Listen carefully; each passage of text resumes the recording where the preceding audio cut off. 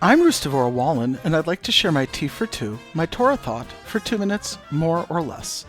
In his talk on Parshas Chukas, the ritual of the red heifer, Para Aduma, Rabbi Lord Jonathan Sacks explores the concept of chukim, statutes, which are commandments that are without reason or irrational. This law even confounded Shlomo HaMelech, the wisest of all men. It would purify the impure, defiled by being around a dead person, and make impure those who were pure. Statutes, such as the red heifer, do not have an apparent logical explanation and have been criticized as superstitious. However, recent discoveries in neuroscience shed light on the connection between instinct and rationality in human behavior.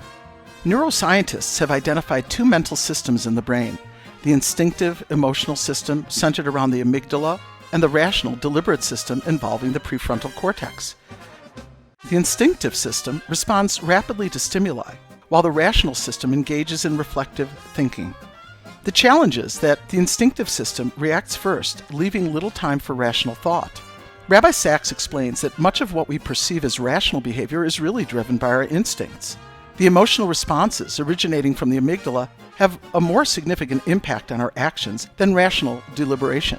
He cites research by Antonio Damasio showing that individuals lacking emotional responses due to brain damage struggle to make decisions even when presented with logical arguments. Chukim, including the red heifer ritual, bypass the rational brain and tap into the instinctual behavior.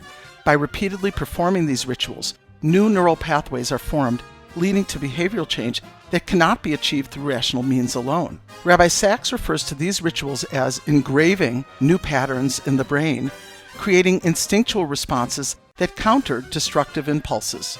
In fact, neuroscience shows that repeated practice of any habit creates a more well-trodden neural pathway. The word chukim comes from the root to engrave, as the tablets of the Ten Commandments were engraved into the stone. He connects this understanding of chukim to the concept of the death instinct called thanatos, a drive toward aggression and violence proposed by Sigmund Freud.